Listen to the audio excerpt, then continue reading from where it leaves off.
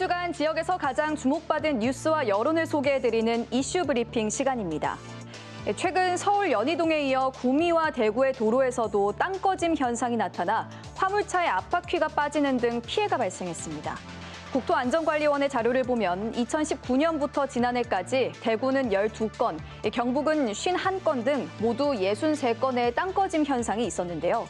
원인으로는 하수관 손상이 가장 많고 다짐 불량, 굴착공사 부실 등이 뒤를 이었습니다. 매일신문은 최근 5년간 전국의 땅 꺼짐 실태를 점검했습니다. 전국에서 발생한 땅 꺼짐은 모두 957건으로 2명이 숨지고 47명이 다쳤고 차량 78대가 파손됐습니다.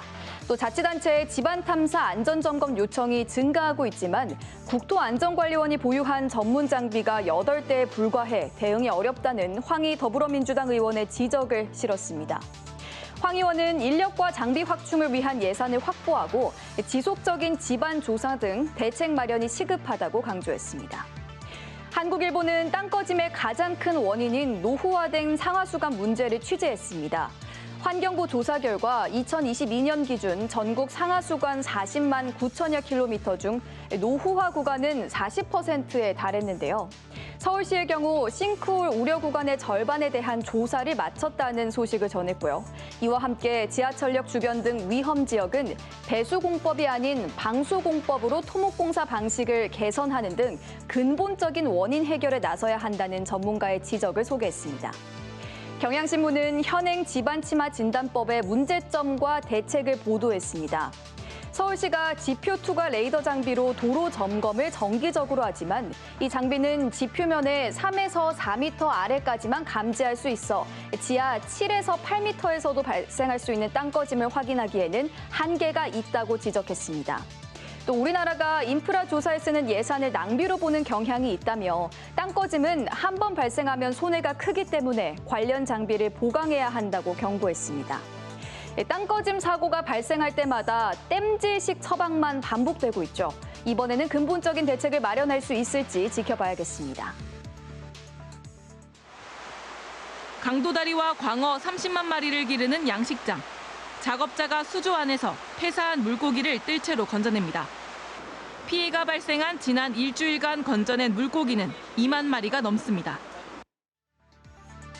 다음 소식입니다. 이상기후로 수온이 급상승하면서 올해 경북 동해안 양식장에서 210만 마리가 넘는 어류가 폐사했습니다. 역대 최대치입니다. 국민일보는 경북 동해안의 피해 상황을 소개했는데요.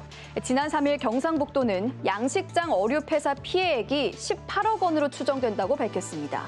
어종별로 살펴보면 강도다리와 넙치 순으로 고수온에 취약한 어종의 피해가 컸습니다.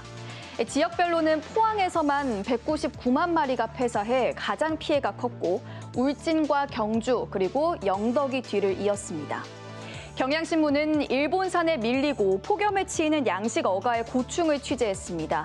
고수온 피해로 추석 대목을 앞둔 어민들의 근심이 커지고 있다고 전했는데요.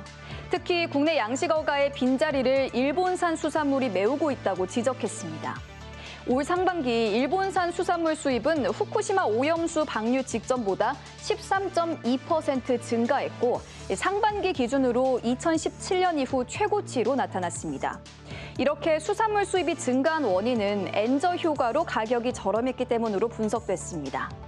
경남일보는 사설에서 고수온 피해에 대한 대책 마련을 촉구했습니다.